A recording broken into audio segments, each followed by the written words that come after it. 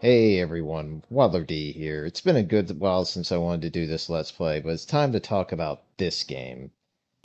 Phantasy Star is one of the oldest RPGs ever made, and the first RPG ever localized outside of Japan. Here's the problem with it though. Playing even the best port of this game, the Sega Ages version located on the Switch, the game still shows its age loud and clear. I mean, you literally have cola and burgers on this menu. What the hell? The thing that eats at me the most is learning that there is a PlayStation 2 remake of the first game that could use some more exploring. Thankfully, a fine, talented, and dedicated group came together to create an English translation patch for Phantasy Star Generation 1. My goal of this Let's Play is compare and contrast the old with the new-ish, as the latest patch for this was released May 25th of this year, and I feel it's the best representation of this remake to English-speaking audiences. There will be some good things about the game, there'll be some crappy things to go with it, as always, but ultimately, I do feel that this is a nice modernization of the original Phantasy Star that's worth looking into. And if Sega's president is serious about reviving Sega's image back to the old days, this is a game you should be focusing on, because this is one of your core IPs, so don't ignore it. That's my suggestion here. But with the pretenses out of the way, let's start talking about the game itself. Our story begins on the planet of Palma, in the Algol solar system. The season and year doesn't really matter, but the scene involving this poor guy does. Before I begin giving you some information on what the heck's happening here, I'm gonna have to put the brakes on this and question what the hell the developers were thinking. The reason why I'm asking this is because in the original, look at this guy. He is face first in the ground, and you can see that he is not having a good day at all. And I just have to ask, why did you not go all in on this cutscene? Because look at Nero. This guy looks like he's been through hell and back, and he's still somehow alive to tell us something very important here. So let's see what this guy has to actually say for us. More importantly, this guy has a sister by the name of Alisa, or in this case, Alicia. And she is basically bawling her eyes out at this point, or at least he's about to, because this man is giving his last words, and he's basically explaining what the heck just happened to him and why, and that he's trying to put a stop to Lashik, the man that's causing all this chaos and mayhem. And unfortunately, his time is up. So he asks Alicia to find a man by the name of Tyrone, and, of course, together kill Lashik. Right in front of his guards, no less. Thankfully to both of them, these guards are underpaid, overzealous, and most of all, incredibly stupid. Because little did they know, they just let the main character of this story do what she wants to do now. Like, she basically was, you're in the way, we need to clean up this mess now. And now she sits on this cliff, reflecting, thinking about the conflicting issues in her mind. But she eventually takes up the fight. Takes up the fight that her brother bestowed upon her, even if it means that she could die herself. But it's just that damn important. And I gotta say, this part does save this cutscene a bit. And now the story begins of our first JRPG female protagonist, and she may not be Samus Aran, but she's no slouch either. She may not be a walking badass ready to blow off a monster's head with a missile from an arm cannon, but she definitely has the heart and bravery to make this choice for herself, even though she's grieving and in anguish to take up her brother's fight like this. And I gotta say, I'm liking how they're portraying this lady, because this is the first JRPG female protagonist. This is a big risk for Sega back then. And the first thing we're gonna do is we're gonna go into this warehouse, because it's a good indication of what the dungeons are gonna look like. Do not go that way. We're gonna actually go straight because this is where we have a chest. You don't see it, but boom, it throws 2,000 meseta at you, which is the currency of this game, and that's a lot of freaking money. You want to guess how much more money we got from this remake compared to the original? Quite a damn bit. Well, let's talk about this town real quick. This is Camineet, Alicia's hometown, and this guy is named Dose. What the hell? But he's basically going to tell you what you already know, which is stuff is in the northern warehouse. Apparently, we just stole somebody's life savings. But honestly, we have a very important task on our hands. We have to save the world here, or basically the galaxy, it seems. And this guy's going to mention some very important facts, and of course, you really want to consider searchlights. I'm just telling you, do not condescend, asshole. We don't need that. Wow, that just means you're a coward. Thank you for trying. So let's talk about this lady here. This lady is Alicia's best friend. In the original game, while she did kind of console you a little bit like this, and say, you know you don't have to do this, and Alicia's like, yes I do. So the best thing about Sulo is in the original game, she was basically a free N. And she didn't have the system where you had to go to each character and heal them one by one. She just literally said, you can just stay here and chill, and you will have your entire party healed, compared to doing this Q&A where you had to answer yes 4 times, or 2 times, or how many party members. So that's awesome.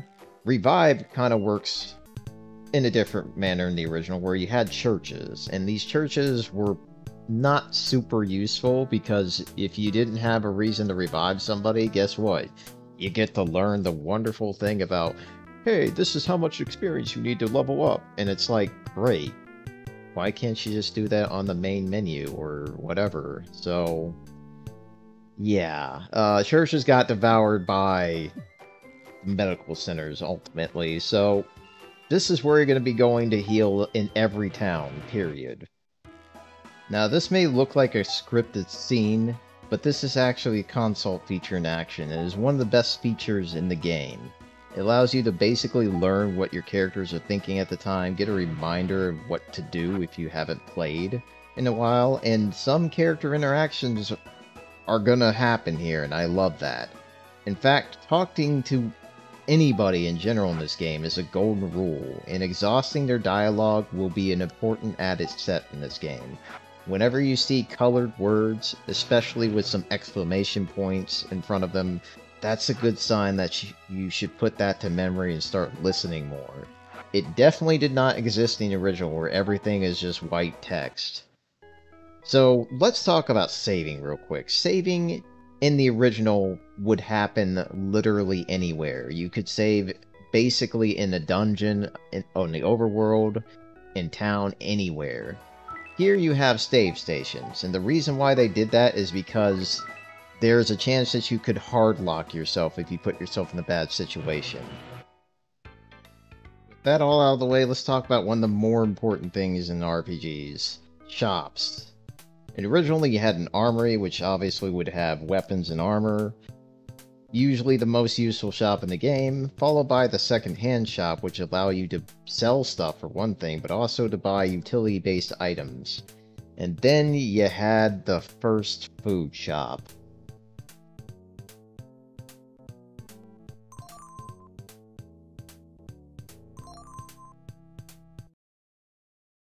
Eat your hamburgers, Alicia. Why? We'll never know, but thankfully we have some extra goodies to discuss. Of course, the one thing I'm going to definitely do is buy some leather clothes and leather shield, because I need armor. And more importantly, let's discuss these crystals, because they're actually new additions to this remake, and they add a lot of intrigue, but they're freaking expensive as hell, so we are not going to actually buy anything to discuss right now, but keep them in mind, because they are very important items. Very important accessories.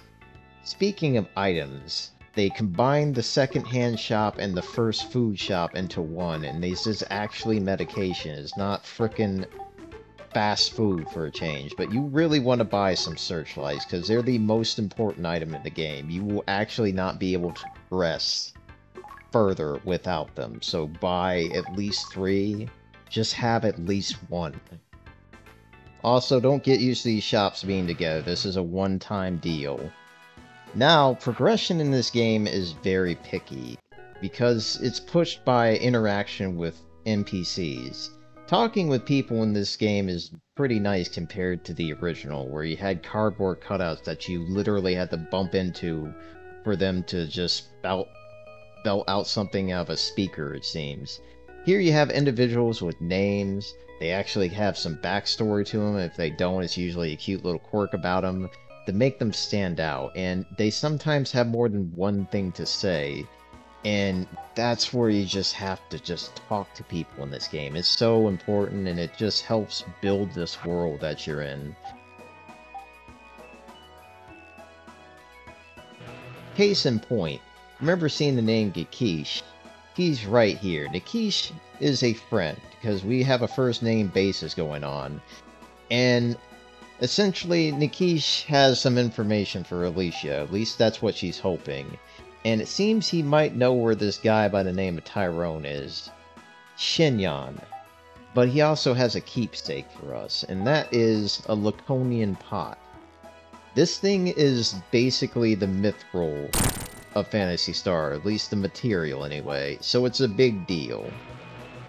Also, make a habit of using the console feature after you get a lead or something important done in this game, because there are a couple points in this game where you are not able to progress until you use this feature, and you have to sometimes use it twice. So I will let you know when those moments happen, but we are done talking about this town.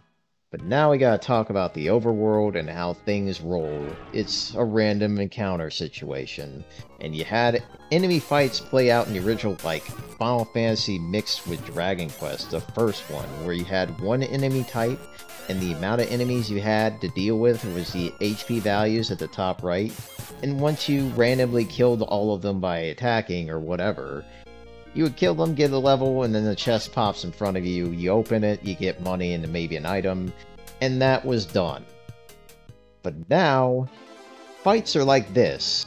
A little bit more modern looking. You have your attack, your fight, your run, your auto, and of course you have your attack, defend, magic, collab. Okay, interesting. And item.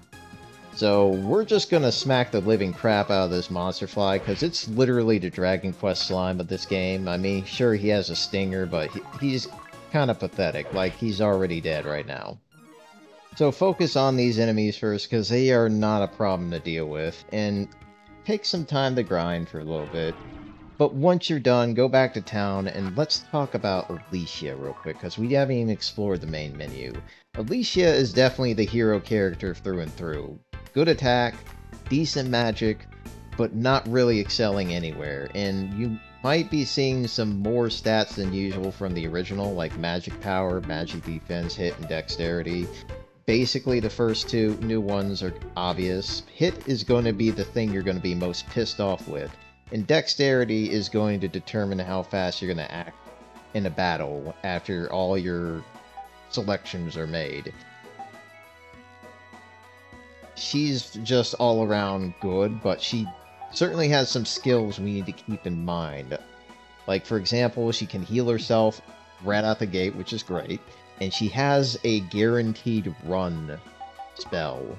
And of course, you got the console features. You also have your inventory, which is tied to the character now.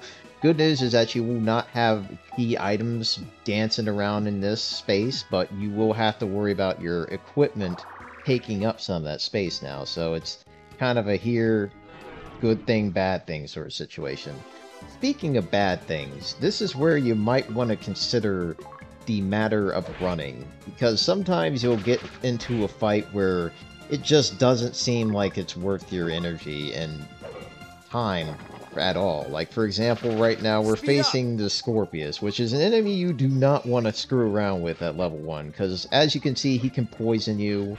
He also is lasting a lot longer, and of course your hit rate is going to become a nuisance here, because if you start missing all your attacks, yeah, fight becomes a lot harder when you can't rely on your freaking character to kill the freaking thing in front of you. But we do level up from this experience, and I do like how they tell you what goes up. So I'm going to apologize to the city here because I pronounced their name wrong. It's Shion, not Scion, not Shion, Shion. And it's apparently going to hell thanks to a certain man's policies. You probably know who that's going to be. And is his name actually Zenny? That's freaking hilarious in some respects. But we got other characters talking about a person I would like to know more about. But now she's mentioning something about a weird animal, and then she goes straight to another conversation topic. What the hell? Then we run into this guy, who seems to be having the best time of his life right now, and that's kind of got me curious. But, because everyone else is telling me something terrible or asking me questions, but people are getting thrown in jail for just saying no to Lashik. Finally, we meet somebody that knows who we're looking for by the name of Wiz, and apparently Tyrone has a talking cat with medicine.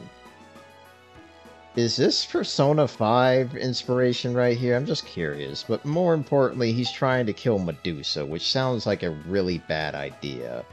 So we should probably talk to this lady by the name of Faith. And this is not Faith, this is Selena, and Selena, you really gotta stop crushing super hard about Tyrone, man. We don't even know what he's like right now. So let's go to this house real quick and talk to this purple-haired lady by the name of Faith. She seems to know what's going on, and she mentions Joe. We just talked to a man by the name of Joe, and you know what that means. Speed up. We're able to press this guy now, because he was kind of button-lipped, but now he gotta spill the beans, and it seems we're gonna get some information that's gonna be super important. And he found the damn cat. Okay, he talks, that's good, and where is he? Oh my god, you son of a bitch. So he sold this cat to someone on another planet. Are you actually kidding me? So I'm gonna go to the nearest weapon shop, grab a iron sword, and resist the urge to smack this man upside the head with it. However, there is one thing I will always appreciate for this remake: buying a weapon, equipping that weapon, selling the old weapon. Simple but effective change that saves a lot of time, because in the original, you had to leave a shop. You had to go into your menu. You had to go to your items and equip that item that you just bought. And guess what? If you had something old, you had to go to the secondhand shop to sell it. Fun. You know, I really don't know why I'm keeping this in here, but just look at the name. Little Mo. What is going on with these names, man? And once I'm done leaving this town, I come to a horrific mistake. Exhaust dialogue to the fullest. So please keep this in mind, because if you do not do this, you will run into this stupid thing called a wall, and it sucks. So make sure that she's talking about a spaceport before you leave, otherwise you're going to be going into this vicious cycle, as we are now trapped in a padding quest. Speaking of traps, did you know that if you open the chest after killing an enemy, there would be a small chance of that chest having a trap itself and doing damage to you unexpectedly? Bullcrap. This is exactly what this section is coming up, and we just learned Flaily. This is fire from the original, changed to be kinda different, but still as effective in its own way, so that's good. But now we gotta talk about this thing. So basically, we just left the place that had the item that we're looking for. But while we're talking with people in Paralit, we can't progress the story until we get a certain piece of information to bring back to Scion, or I'm sorry, Shion. and discuss with this guy in the shop about getting a pass. So we're just wasting time here, talking to these people, learning about Nueve, and then we talk to this guard to learn about a road pass. That's the item we need. Okay, Ja Rule, that's real cute. Can someone explain to me if this is a developer thing or a translator thing that we're starting to see some sort of similarities that you saw maybe in Mega Man X5 where you had the Mavericks named after people in Guns N' Roses? I'm just curious because it's bugging me really bad. I mean, we had Lomo, we had Wiz, we had Sharisa, now we got Ja Rule, and this person Phil does have nothing to do with anything other than telling me what's going on. But before we go into that mess, let's go to the supply shop real quick and discuss atlases. Atlases are a really good item that you should buy a couple of because they may be expensive, but they bring up a mini-map that lasts for 100 steps. But there's a way to circumvent that. You know what's not great is this equipment shop. Look at how crappy this equipment shop is. A weapon I can't use and leather clothes. Yeah, I will be a stranger forever, asshole, because you have nothing for me. So this is the house you want to go into and speak with Keith. So did you all play Pirate Majima at all? You know this guy by the name of Keith? It's not that Keith. This guy actually has some information about road passes, thank God, and he's going to tell us how to get these damn things. I am so freaking happy because we are finally having Alicia realize they exist, and now we can get our damn item. So I'm going to take out my aggression on a couple new enemies here just to show them off real fast. And also to explain, this is what padding feels like in real life, where it's like, I want to get to the good stuff.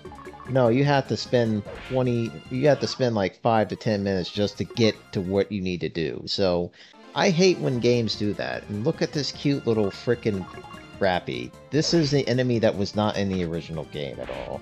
Because Rappies weren't a thing back then. They actually grew to be more popular in, I would say, Phantasy Star 4. And we just got a level up. That was pretty decent looking. And now that you have a full understanding of padding and why it sucks, now we can talk to this man and get the goods. But of course, he's not going to be forthcoming with it. He's going to be kind of like a Phoenix Wright witness, where you just have to keep pressing him over and over and over again until he just decides to buckle under the pressure of your persistent, constant assault of, you did this, you did this, you have this, you did this. And now he finally gives me what I want. For 600 Meseta. That's 3 times more than what it was in the original. But damn is it worth it, because now we have officially finished the damn padding quest. And guess what? This place has people that actually move, live, and you don't have to talk to this guy every time you go here. Thank God, because this was a quality of life change I was happy to see. But before we get board our flight, let's see what we can bring with us. Oh, nothing. Great. Thanks a lot, buddy. I appreciate that. And of course, we're going to be going to a different planet, so expect a different environment altogether. It's a desert. You know how I feel about deserts in games? Oh no. No. No. Damn it. Another key item. We just did some shit to get one. And now we have to get a passport. Here's the good news. The passport is literally next door to the supply shop. Thankfully, all you have to do is answer a couple questions, and if you happen to answer a question incorrectly the first time, you'll get this pre-question. You answer that yes, and then the rest are pretty much self-explanatory. Convicted? Hell no. Missing vaccinations? No.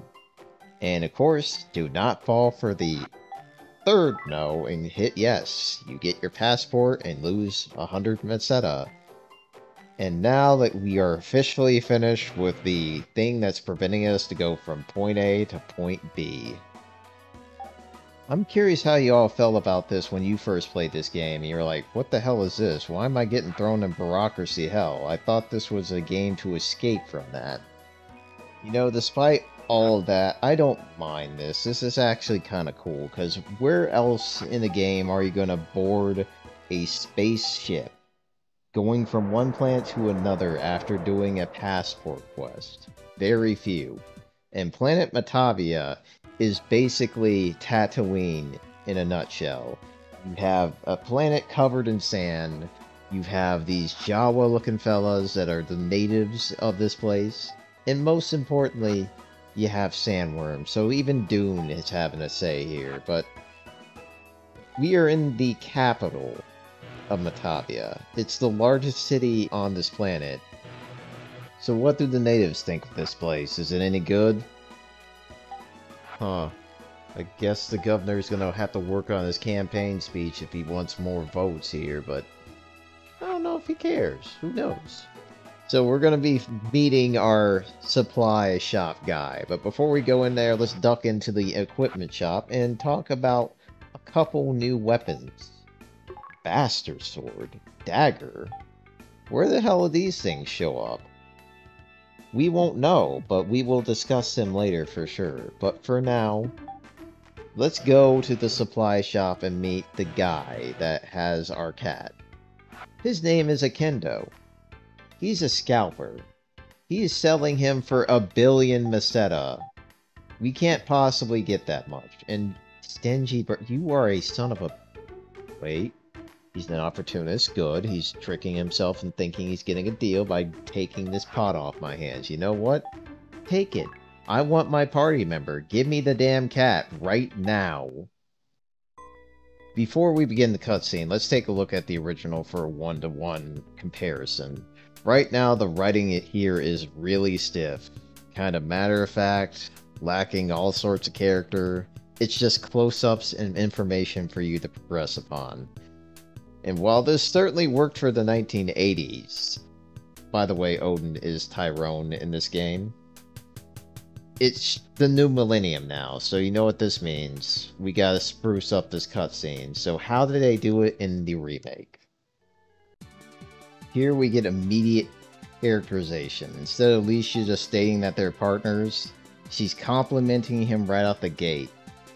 But the awesome thing here is that she's not immediately believing that this cat can talk to her. She just thinks, yeah, this seems like BS, so you know what, I'm just gonna try to ease myself into it. Maybe think that this is gonna happen. So she asks about Tyrone. And guess what Myau says? Yeah, he answers her pretty clearly, and she's like, oh my god.